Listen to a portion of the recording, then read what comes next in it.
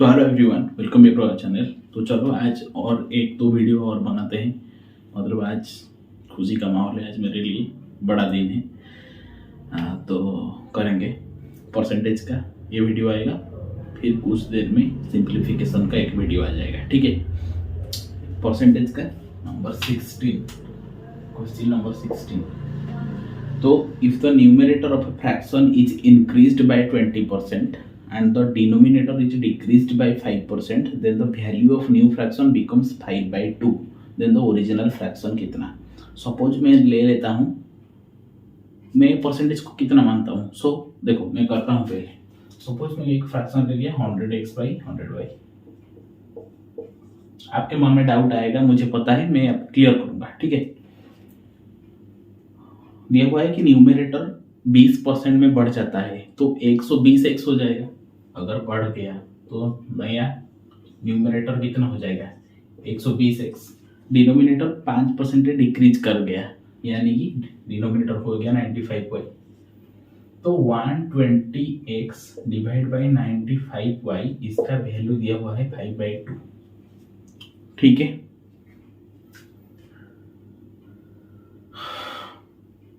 That implies x/y का value कितना आ जाएगा, 5/2 divide by 120/95, that is equals to 5/2 into 95/120। ठीक है, ये 24 बार कट जाएगा तो 95/48। ठीक है, लेकिन ये जो x/y आया, ये मेरा एक फ्रैक्शन आ गया, लेकिन मेरा ओरिजिनल कितना है, 100x/100y। अगर इसको करोगे तो 100 तो कट जाएगा, तो यही आ जाएगा, तो 95/48 आपका आंसर आ जाएगा। तो देखो ये आपका पहला ऑप्शन में गिवन है 95/48। ठीक है, अच्छा मैंने 100x/100y क्यों लिया, ऐसा क्यों मैंने प्रेडिक्ट किया और कैसे प्रेडिक्ट किया। x/y ले लेता तो देखो, अगर मैं x/y ले लेता तो 20% में इंक्रीज हो जाता, यानी कि x प्लस x/5, यानी कि 6x/5 आ जाता, मतलब एक फ्रैक्शन में आ जाता। तो मुझे कैलकुलेट करना डिफिकल्ट होता। मैं 100 क्यों लिया, क्योंकि जनरली हम परसेंटेज को 100 में से ही काउंट करते हैं ना, मतलब 25 से 22 यानी कि 88%, तो 100 में से हम काउंट करते हैं। परसेंटेज मतलब इंटू 100 करते हैं। तो इसीलिए इजी होने के लिए जितना परसेंट इंक्रीज होगा, अगर मैं 100 ले जाऊंगा तो जितना परसेंट इंक्रीज होगा मैं यहाँ पर 100 से ऐड कर दूंगा, और जितना परसेंट डिक्रीज होगा 100 से उतना माइनस कर दूंगा, तो मेरा आंसर आसान आ जाएगा। 100 लिया है इसीलिए 20% बढ़ा है तो 120x हो गया, 5% घटा है डिक्रीज हुआ है तो 95y हो गया। ठीक है, बस तो ऐसे ही आपको कैलकुलेट करना है। तो जनरली 100 में ले जाओगे, अगर ऐसे क्वेश्चन दिया हुआ तो आपका क्लियर हो जाएगा। ठीक है, चलो नेक्स्ट क्वेश्चन सक्सेसिव वाला आ गया। डिफरेंट टाइप्स ऑफ क्वेश्चंस है। The percentage change of a number when it is first decreased by 10% and then increase by 10%। 10% पहले घट रहा है, 10% पहले बढ़ रहा, उसके बाद बढ़ रहा है। तो सक्सेसिव 2% आ गया, मतलब सक्सेसिव पड़ेगा। तो सक्सेसिव का फॉर्मूला क्या होगा, x plus Y plus xy/100। तो देखो पहले 10% डिक्रीज हुआ है, यानी कि -10, उसके बाद 10% इंक्रीज हुआ है तो +10 प्लस -10 इंटू +10 डिवाइड बाई 100। एक तो होगा -10 +10 कट जाएगा तो यहाँ पर 0 आ जाएगा। 10 इंटू 10 100, ये -100 बाई 100 कितना आ जाएगा, -1। -1% मतलब 1% का डिक्रीज हुआ है। ठीक है, तो ऑप्शन बी आ जाएगा कि 1% डिक्रीज हुआ है। ठीक है, पहले आप इसको नोट डाउन करो, फिर हम अगले पर चलेंगे।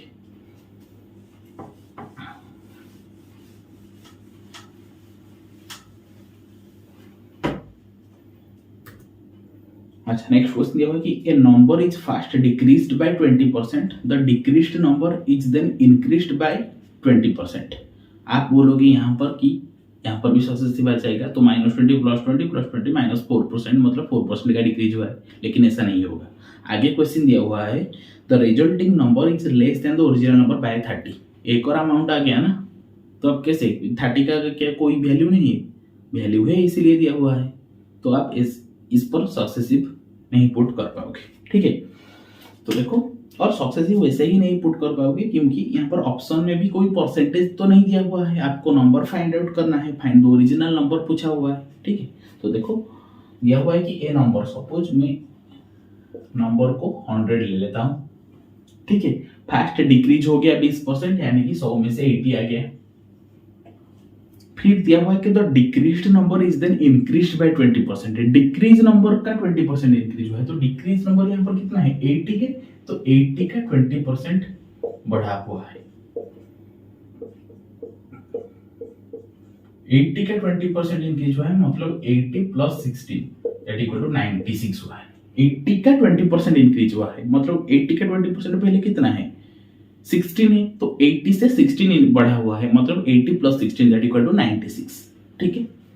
तो resulting number is less than the original number by 30।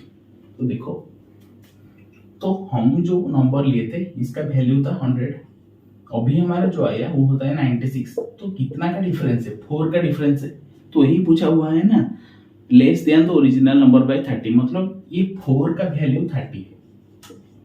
समझ में आया? हमने पहले हमारे मतलब से ले लिया था कि सपोज नंबर है 100, ठीक है। 100 लेना जरूरी नहीं था क्योंकि, लेकिन हम इजी करने के लिए परसेंटेज के लिए हम 100 ले लिए। तो 100 में हमारा जो 4 आया वो ओरिजिनल नंबर में 30 आया होगा, उसका डिफरेंस। दैट मीन्स 4 को आप 30 के साथ इक्वेट करोगे, तो 4 को 30 के साथ अगर इक्वेट करोगे तो 1 को कितने के साथ 30/4 के साथ, और 100 को 30/4 इंटू 100 करोगे, कितना आ जाएगा, ये 25 बार कट जाएगा, ये 750 आ गया। तो देखो आपका answer option B 750।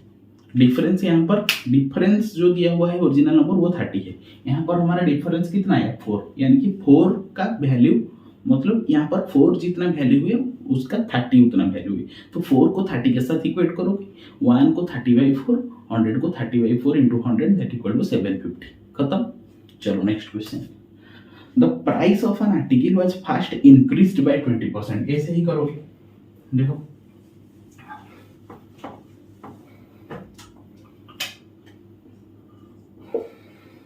Price of an article first increased by 20%, suppose मेरा प्राइस था 100, ठीक है। तो पहले क्या हुआ, फर्स्ट इंक्रीज हो गया 20%, यानी कि 120 हो गया,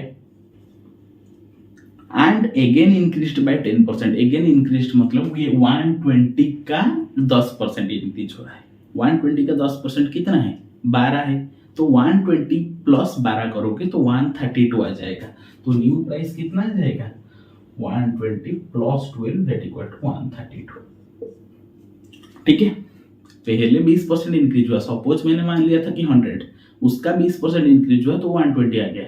ये जो 120 आया उसका फिर 10% इंक्रीज हुआ है, वही क्वेश्चन में दिया हुआ है कि अगेन इंक्रीज्ड बाय 10%, यानी कि 120 में 10% का इंक्रीज हुआ है, तो 132 हो गया।